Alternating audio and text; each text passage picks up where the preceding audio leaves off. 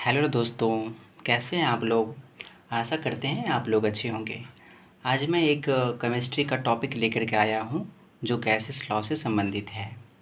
आज के currently exam में बहुत सारा यहाँ से क्वेश्चन देखने को मिलता है, तो इसलिए मैं आज इस टॉपिक को आपके सामने लेकर के आया हूँ। तो चलिए एक एक करके देखते हैं इसमें क्या है। तो सबसे पहले मैं आपके सामने आदर्श गैस का चर्चा कर रहा हूँ। आदर्श गैस, आदर्श गैस जिसको आइडियल गैस कहते हैं। आइडियल गैस, ठीक है। तो ये क्या है, P V equal to N R T. P V equal to N R T. P V equal to N R T, ठीक है दोस्त। इसमें जो एन जो होता है हमेशा फिक्स होता है, ठीक है, नंबर ऑफ मोल होता है। और आर जो होता है ये भी यूनिवर्सल, ये भी हमेशा फिक्स होता है, ठीक है।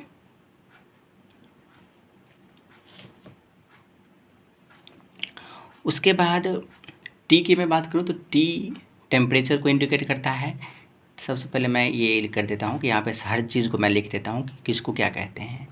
तो पी को, पी मतलब हो जाएगा प्रेशर, पी से प्रेशर, प्रेशर। भी से हो जाएगा वॉल्यूम, भी से हो जाएगा वॉल्यूम। उसके बाद एन मतलब हो जाएगा अणुओं की संख्या।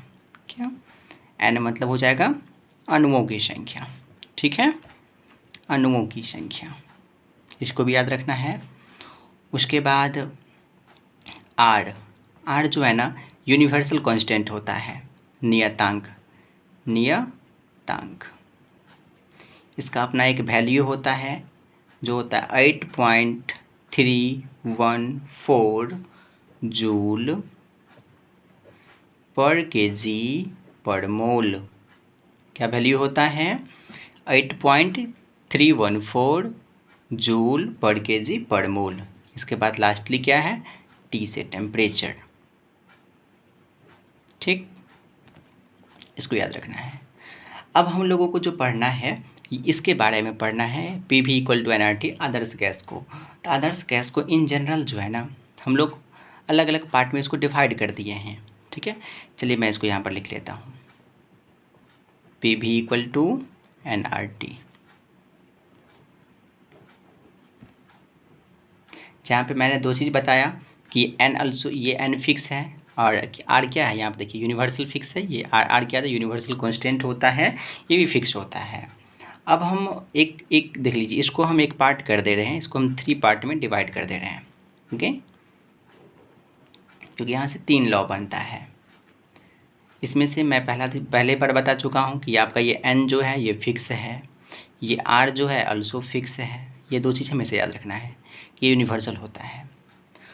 अब एक चीज़ देखिए, यदि मैं टेम्परेचर को फिक्स कर दूँ, यदि मैं टेम्परेचर को फिक्स कर देता हूँ, ये क्या, ये फिक्स है, देख लीजिए P V equal to N R T, ये तो पूरी टर्म फिक्स है।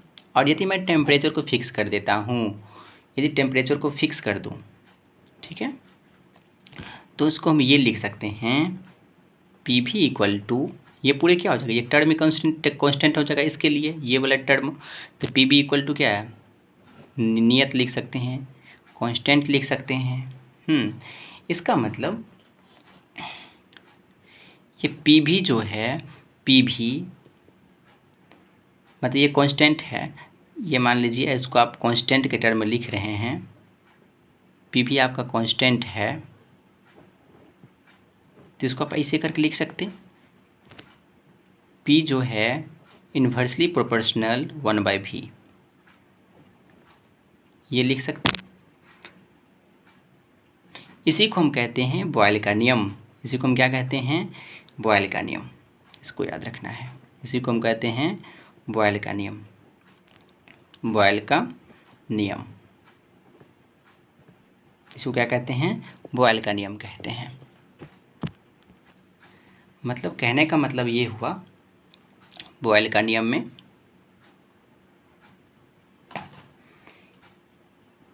इसको आप समझ लीजिए, बॉयल का नियम को हम क्या कहेंगे। नॉर्मलिटी मैं बता चुका हूँ कि जहाँ पे टेम्परेचर को फिक्स रखना है, आइडियल गैस में टेम्परेचर यदि फिक्स रहता है तो इसका जो प्रेशर होता है इन्वर्सली प्रोपोर्शनल हो जाता है किसका, उसकी आयतन का, मतलब वॉल्यूम का। क्लियर, मतलब निश्चित, चलिए इसको मैं लिख देता हूँ, निश्चित तापमान पर, निश्चित ताप पर गैस, निश्चित ताप पर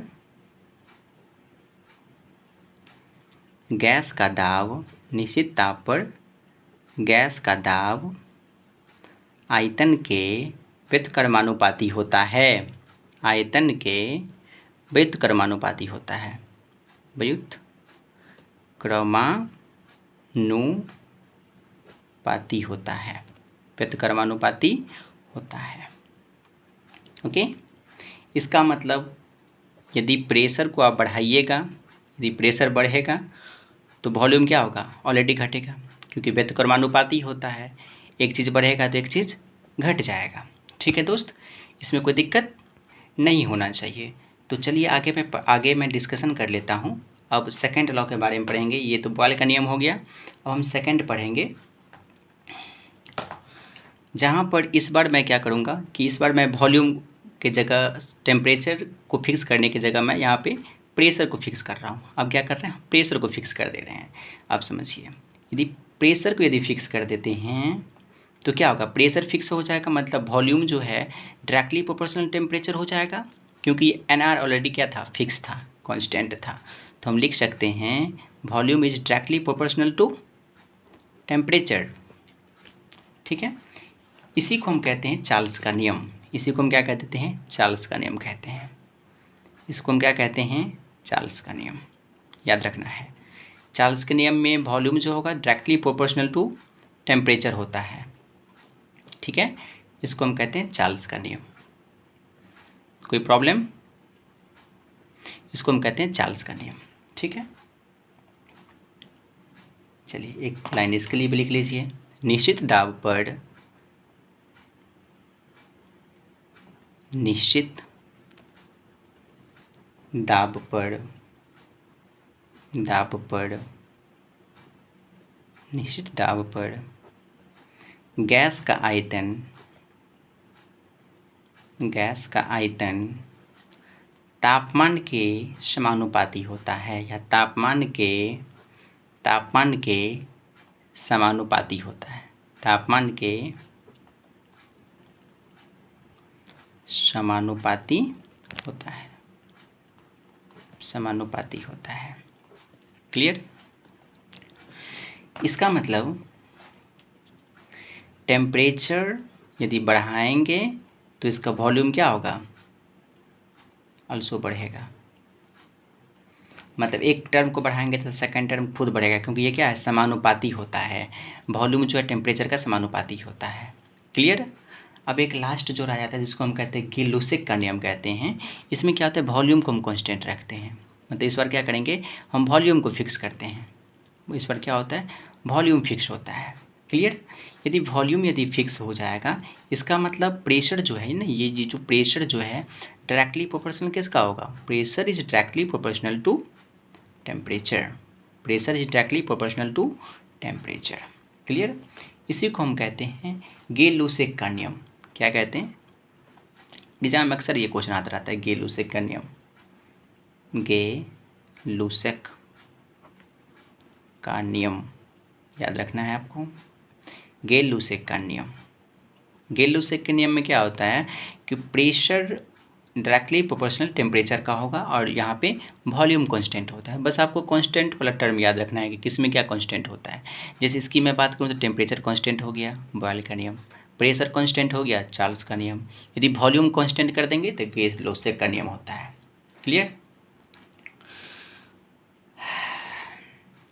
इसके लिए एक लाइन लिख लीजिए।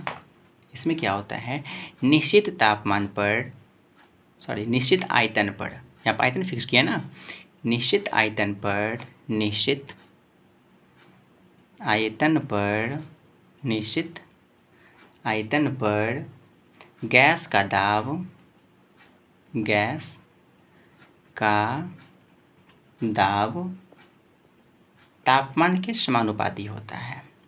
दाब तापमान के समानुपाती होता है, के समानुपाती होता है। ठीक है दोस्त, इतना चीज़ को आपको याद रखना है। मतलब इसमें क्या होगा, यदि आप प्रेशर को इंक्रीज करते हैं, प्रेशर को बढ़ा रहे हैं, इसका मतलब टेम्परेचर ऑलरेडी इंक्रीज होगा। इसमें भी क्या होता है, एक टर्म को यदि बढ़ाएंगे तो सेकेंड टर्म बढ़ जाएगा। तो ये था आपका आइडियल गैसियस नियम जिसको कहते हैं। ये 3 लॉ को याद रखना होता है। एक होता है बॉयल का नियम किसे कहते हैं, चार्ल्स का नियम क्या होता है, गे-लुसे का नियम क्या होता है। तो इसमें सबसे आसान तरीका याद करने का होता है, बस आपको टर्म याद रखिए कि टेम्परेचर फिक्स किस में होता है, प्रेशर फिक्स किस में होता है और वॉल्यूम फिक्स किस में होता है। तो इस तरीक़ा से आपको ये तीनों टर्म बहुत बेटर तरीक़ा से याद रख। इसके बाद एक टर्म आपको और याद करना होगा, नोट करके इसको नोट डाउन कर लीजिए। ये कभी कभी लगा दिया जाता है इसी के टर्म में, तो मैं नोट करके लिखा देता हूँ एवोगाड्रो नियम के बारे में। अवोगाड्रो नियम कहते हैं उसको, अवोगाड्रो नियम।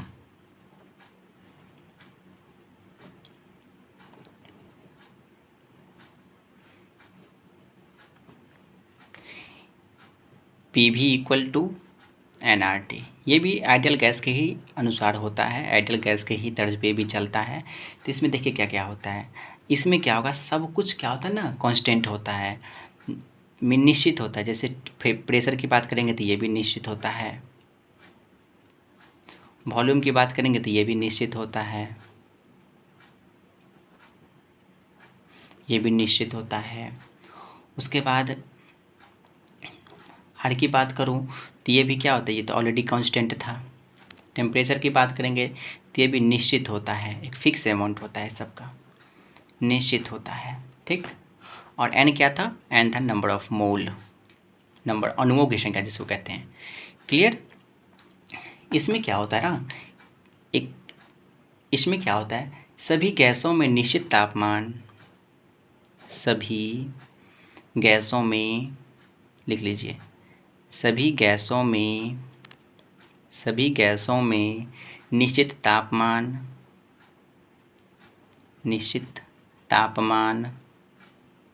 निश्चित तापमान, दाब और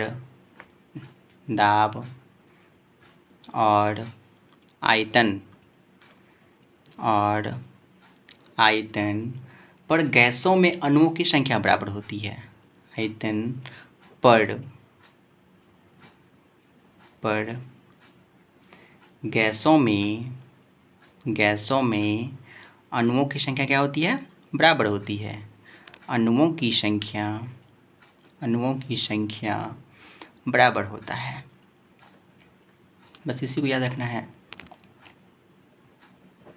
बराबर होता है। मतलब सभी गैसों में निश्चित तापमान, दाब और आयतन पर गैसों में अणुओं की संख्या क्या होती है, बराबर होती है। तो इसी को हम कहते हैं अवोगाड्रो नियम कहते हैं। क्लियर।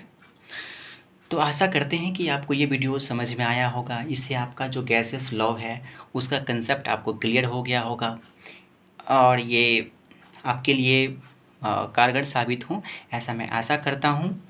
और thanks for watching my video. और नेक्स्ट पार्ट इसका और आएगा, इसको भी आप लोग देखिएगा और बहुत सारा प्यार। Okay, thank you, a lot of love.